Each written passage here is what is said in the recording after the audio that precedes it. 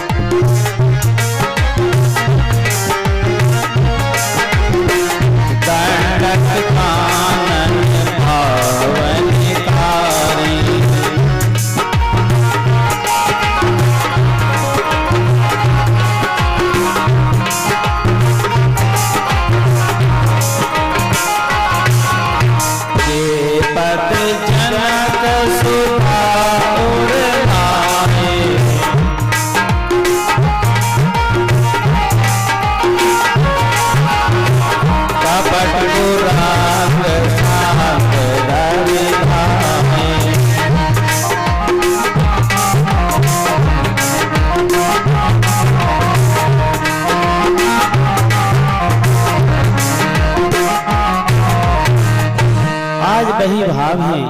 और अक्रूर जी चले जा रहे हैं। आज अक्रूर जी जब नंद गांव पहुंच गए हैं, नंद जी के यहाँ पहुंचे हैं। आज जब श्री कृष्ण बलराम जी ने अक्रूर जी को देखा तो बड़े प्रसन्न हो गए और कहने लगे कि चाचा जी आपने हमारे ऊपर बड़ी कृपा की है कि आप यहाँ आए। क्योंकि जब किसी के चाचा जी कहीं बाहर रहते हों और काफी दिनों में वापस घर आते हैं तो छोटे छोटे बच्चे अपने चाचा से लिपट जाते हैं। आज सेवा में लग रहे हैं, सेवा कर रहे हैं, कभी जल पिलाते हैं, कभी दूध पिलाते हैं और कहते हैं कि चाचा जी बताओ क्या सेवा है। तो चाचा जी कहते हैं कोई सेवा नहीं है। फिर दोनों पैर दबाने लगते हैं। फिर चाचा जी से कहते हैं कि आप पलंग पर लेट जाइए, हम आपकी सेवा करेंगे। आज बलराम और कन्हैया दोनों मिलकर के अक्रूर चाचा जी की सेवा कर रहे हैं। भगवान कहने लगे चाचा जी आप बड़े उदार हृदय हैं, मार्ग में आपको कोई कष्ट तो नहीं हुआ? उसके बाद भोजन प्रसादी हुई, भोजन करा। श्री कृष्ण ने फिर पूछा, चाचा जी, कंस हमारे परिवार और जाति भाइयों के साथ कैसा व्यवहार रखता है? हमारे माता पिता हमारे ही कारण जेल में बंद हैं। कितनी गहरी बात आज कन्हैया ने अक्रूर जी से कह दी। आज जैसे ही इतना कहा, अचानक से अक्रूर को धक्का लगा। धक्का इसलिए लगा कि क्या कन्हैया को इन सारी बातों का पता है? विचार में पड़ गए। एक क्षण फिर पूछा, कन्हैया तुमने क्या कहा था? तो कन्हैया कहने लगे, हमने क्या कहा था? हम तो यही पूछ रहे थे कि चाचा जी आप सकुशल तो आए हैं, रास्ते में कोई परेशानी तो नहीं हुई? आज कन्हैया ने बात घुमा दी, क्योंकि बातों को घुमाना कन्हैया से अच्छा और कोई नहीं जानता है। बात कह भी दी और पता भी नहीं चला है। सुखदेव जी कहते हैं, राजन परीक्षित, पृष्ठो भागवतः सर्व वर्णयाम माधव वीरानुबंधम यदसो वसुदेव उदांच मम। उधर सारी बात हो रही है। आज रात्रि काल में नंद बाबा से बात हुई कि उत्सव के लिए चलना है। तो नंद बाबा ने कहा कि मैं तो नहीं जा सकता, लेकिन मुझे पता है कि कंस ने ये उत्सव क्यों रचा है। मेरे नन्हे नन्हे कुमारों को अवश्य ही हानि पहुंचाना चाहता है। आज इतना विचार करके बातें हो रही थी। कृष्ण और बलराम दोनों आ जाते हैं। दोनों ने कहा कि हम अवश्य रूप से मथुरा जाएंगे, क्योंकि सभी की इच्छा होती है अपने मामा के यहाँ जाने की, लेकिन हम कभी अपने मामा के यहाँ नहीं गए और अब हम चाचा जी के साथ मामा के यहाँ जाएंगे। दोनों बच्चों ने जिद कर ली है। प्रातः काल हुआ है और प्रातः काल होने पर विदाई हो रही है। उधर भगवान जब चल दिए हैं रथ में बैठ करके, तो ब्रज की नारी जो थी उनको सूचना मिली, और जैसे ही सूचना मिली है तो बताया है, ब्रज नारी व्याकुल भई उमड़ा प्रेम अपार, मथुरा जाते प्राणपति कैसे हो निर्वाह।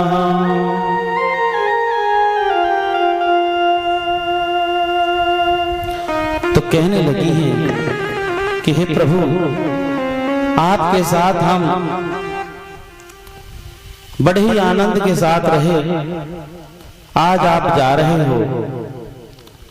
अत्यंत व्याकुल हो जाती हैं। उधर ब्रजरानियां, जितनी भी ब्रजरानियां थी वो सभी विधाता को कोसने लगी हैं और कहती हैं कि हे विधाता, तुमको जरा भी दया नहीं आती है।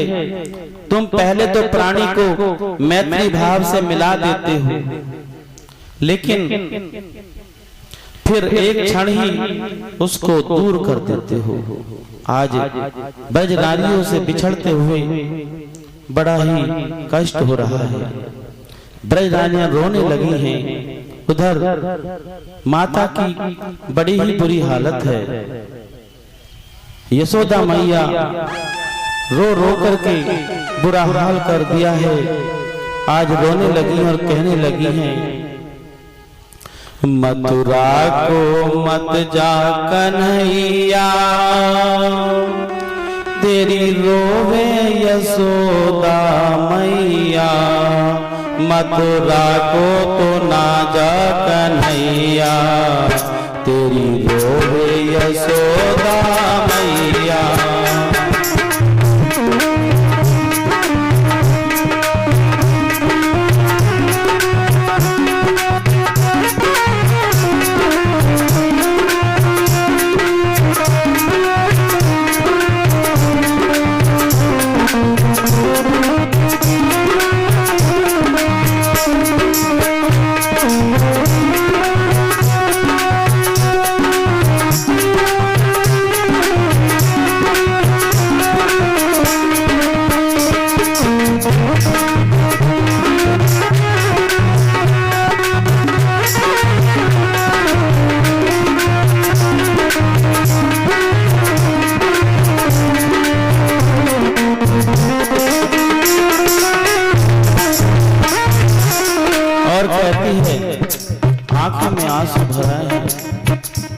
रही है, कौन खाएगा चोरी चोरी माखन, कौन नाचेगा नंद जी के आंगन।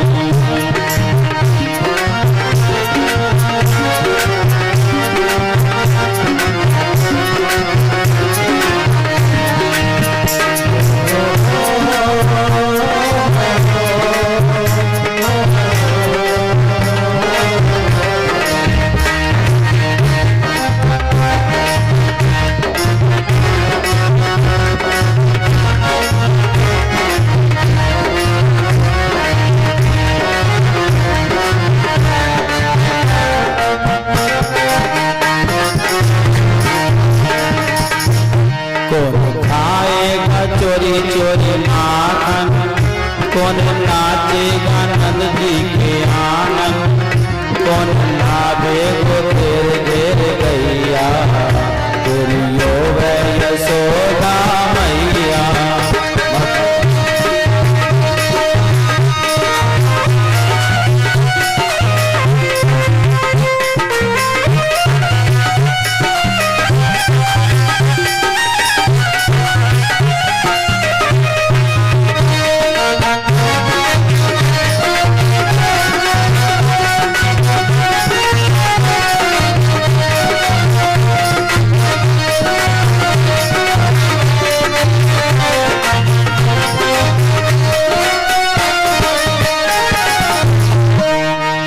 आज माता की तो बुरी हालत हो गई है।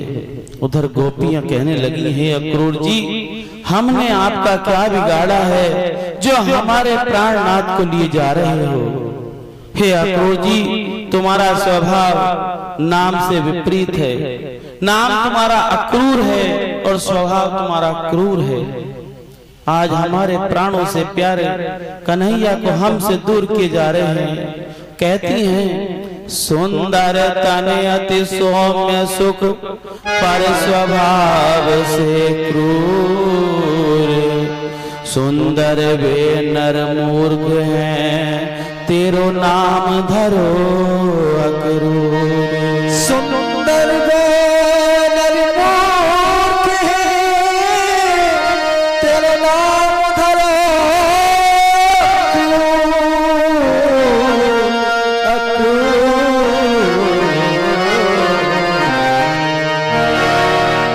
इतने सुंदर, लेकिन तुम्हारा स्वभाव इतना क्रूर, और जिन्होंने तुम्हारा नाम रख दिया अक्रूर, तो वो कितने मूर्ख हैं। अरे उधर अक्रूर जी कहने लगे कि हे देवियों, आप क्या कह रही हो। तो एक सखी कहती है, अरे सखियों, नंद आदि गोपों की भी बुद्धि इस समय बिगड़ गई है, जो हमारे प्राणों के प्यारे को उस दुष्ट कंस के पास भेज रहे हैं। अरे बहनों, श्याम सुंदर को भी तो देखो, कितने निष्ठुर हो गए हैं, हमसे बात भी नहीं कर रहे हैं। हाय प्राण प्रिय को हृदय कैसो भयो कठोर, रथारूढ़ मुखारित उठे नहीं चितवत इत ओर। नहीं चितवत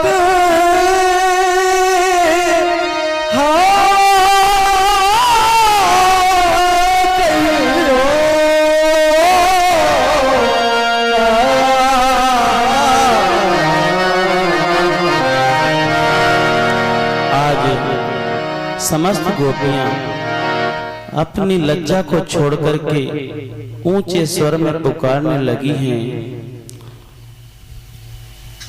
और कहने लगी हैं, मत जा मेरे कन्हैया, विपदा ये आन पड़ी, व्याकुल है सारी गोपी, बिरहा में यहाँ खड़ी। हे कन्हैया, तुम हमें छोड़ के मत जाओ, हम व्याकुल हैं। हे देवियों, आप क्यों इतना व्याकुल हो रही हो? मैं जा रहा हूं, लेकिन मैं पुनः वापस भी तो आऊंगा। अपने मामा के यहाँ जा रहा हूं। आज गोपियों से भगवान कहते हैं, गोपियों मैं कहीं विदेश नहीं जा रहा हूं, मैं तो केवल अपने मामा के यहाँ जा रहा हूं। एक दिन रुकूंगा, परसों आ जाऊंगा। आज जा रहा हूं, कल रुकूंगा और परसों आ जाऊंगा। आज भगवान ने गोपियों से कहा कि मैं परसों आ जाऊंगा। कहते हैं, हे ब्रजबालाओ, परसों आगमिष्यामि, आप घबराओ मत, मैं बहुत शीघ्र आऊंगा। और इतना कह करके अक्रूर जी को इशारा कर दिया कि चलो।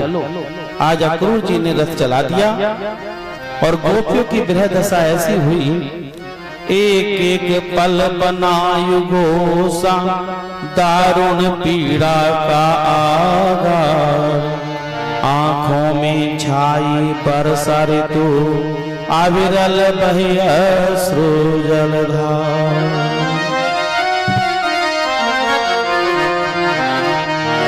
हुआ व्यक्त में हृदय कर उठे, प्राण करुण स्वर हाहाकार। प्रियतम विरह विषय से सुना हुआ सहज सारा संसार। सुना हुआ सहज सारा